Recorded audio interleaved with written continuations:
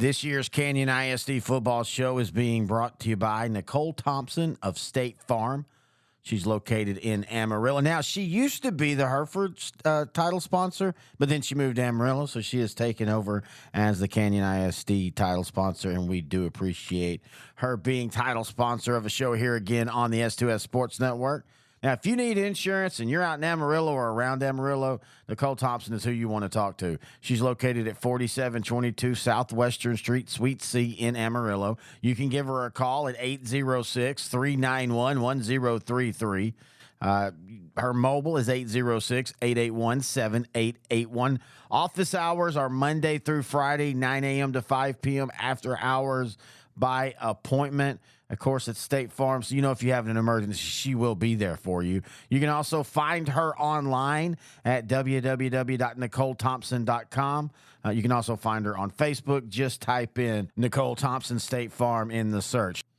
Now, we all know in these times, finding something affordable is such a big deal, but having a good agent is just as important too. And the great thing is with State Farm, you can have both. You can have a great agent like Nichole who's going to help you do things like bundle your auto and home or your auto and a motorcycle or a boat.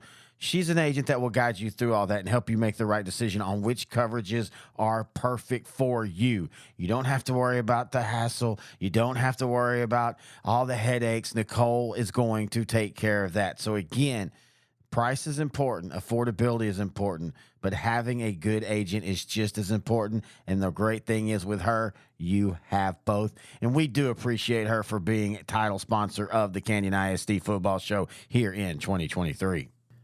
Canyon gets the big win. Hello, everybody. Terry Bennett here on the Nichole Thompson State Farm Canyon ISD Show. Talking all things Canyon ISD football as the Eagles beat Canyon Randall for the first time since I think it was 2019 in a big way, 48-7 to win the GOAT game. And yeah, it was first time since 2019. In fact, this is the first win against Randall for head coach Todd Winfrey, and just an absolute dismantling all around. The Eagles ran for a ton of yards, averaging 10 yards a carry. Ryan Rivera had 171 yards. Christian McGuire added 124. Sam Johnson ran for 2 touchdowns. But at the end of the day, the running game was just dominant as that offensive line just had their way against the Raiders. Now, the great thing for them, for Canyon Randall, is that the district is kind and they're going to be okay. They're going to make the playoffs. They're going to finish their season off with Hereford this week, and we all talked about the white faces. This is going to be a tough one. Hereford on the year, they're 6-2, 1-1 in district play. But Randall's going to make the playoffs, and I still think that they can beat Hereford. Grant Goodwin and I actually talked about this game on Sideline to Sideline. That's our state show that we do each and every week. We do one for 3A, 4A, also 2A. So here's what we had to say about the Canyon Randall game. Staying out there, Canyon beat Randall 48-7. The Eagles racked up 633 yards of offense. 486 of that was on the ground. Boy, how just what a luxury that is when you can line up and run 486 yards. Well, and give this coaching staff credit. Last year they had Derek Clements, one of the best quarterbacks in all the land. Yeah. And they threw. They lost him halfway, week 5 or 6. And they still were solid, and they kind of started running the ball more. They've carried that over this year. And I'm going to tell you, and I always talk about it. It's what the hat says right there. Run the down ball in the playoffs, even in 2023 in high school. If you can run the ball consistently, you're going to win a lot of games. Especially out there where it gets cold and that windy wind in the playoffs. Mm-hmm. Canyon's now 7-1. Let me tell you, I went back and watched about 2.5, 3 quarters of this game online, and Canyon's big up front. Yeah, and they were big last year. They were young. My only issue with them, and it won't hurt them in this region, is they haven't played anybody. Like as far as played anybody, like they played Canyon's West Plain, but they lost by 3 touchdowns. Mm-hmm. I just worry that they're going to be one of those traditional Region 1 teams that blows through the region and then gets to the region semifinal or even maybe the state semifinal and just get the doors blown off of them. I think they're – well, I don't know that with the running attack that Canyon has, I don't know that they'll – That's a really good point. That's a good point. Doors blown off of them. I think that West Plains game maybe was a little bit of a tell, but I think if you go back and play that in the region finals, say type of game, not saying they will or can, right? West Plains is. Well, I think West Plains is a region favorite out there in Division II. Yeah, I mean they're really but really good. I think it would be a different game. Oh no, I don't disagree with that. And again, you can hear Grant and I talking all things 4A across the state each and every week. We usually record on Tuesdays, post the shows up by Wednesday at lunch. They're audio only, S2S, grantandterry.com, also on every podcast platform, and the video of it at L4 Media Company. So please check that out. But yeah, so Canyons, assured themselves of a district championship, or at least a piece of it, I should say. They have Dumas this week, and Dumas on the year, they've been okay. Not as good as they were a few years ago, and they were running out 12-1s and 11-2s. They beat Pampa in district. They lost to Randall 14-13. If you just want a calibration game, and again, you can't always take the scores, but calibration games are calibration games for a reason. Is that at least gives you an idea. And so, as bad as Canyon beat Randall, and for Dumas to have lost to Randall by 1 tells you that. And I know on Dave Campbell's they have it as a 1-point game. It's not a 1-point game. And so Canyon is well on their way to I think a deeper playoff run than last year. I think you're looking at more of a 2020 type playoff run when they lost to Argyle by 3 points and just an absolute classic of a state semifinal game. Man, that was a heck of a run for the Eagles that year.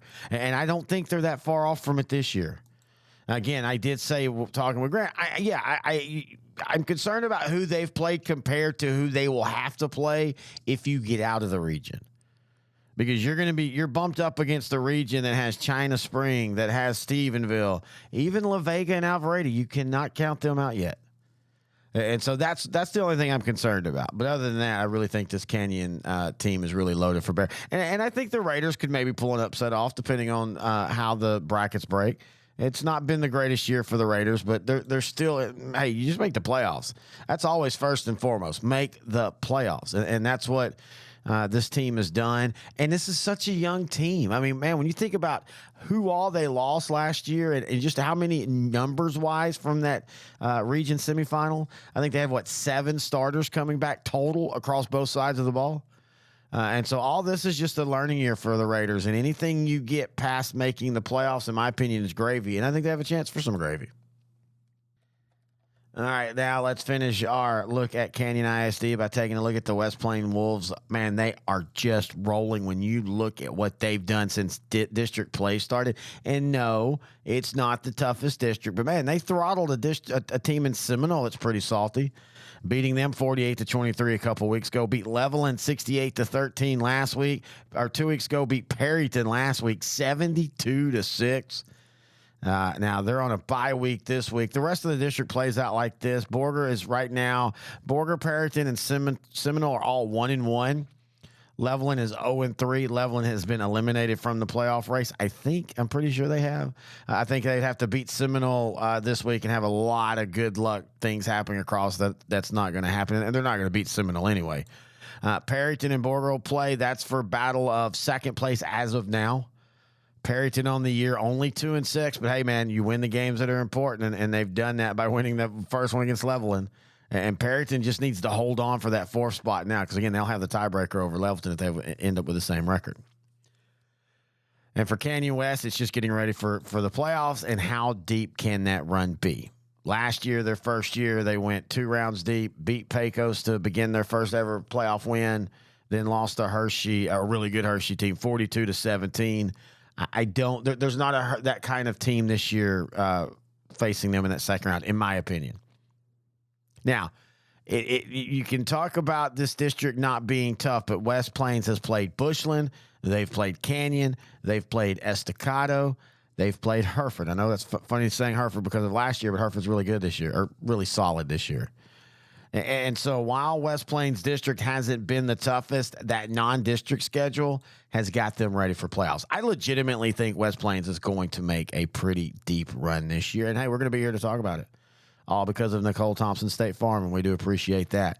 If you have any questions, thoughts, or comments, you can email me, Terry, at s2ssport.com. You can find us on Twitter at Grant and Terry. You can also find us on Facebook, Sideline to Sideline, or at L4 Media Company. You can also find us on YouTube at L4 Media Company. And until week 11, I'm Terry Bennett, and this has been the Nichole Thompson State Farm Canyon ISD Football Show on S2S Sports, part of L4 Media.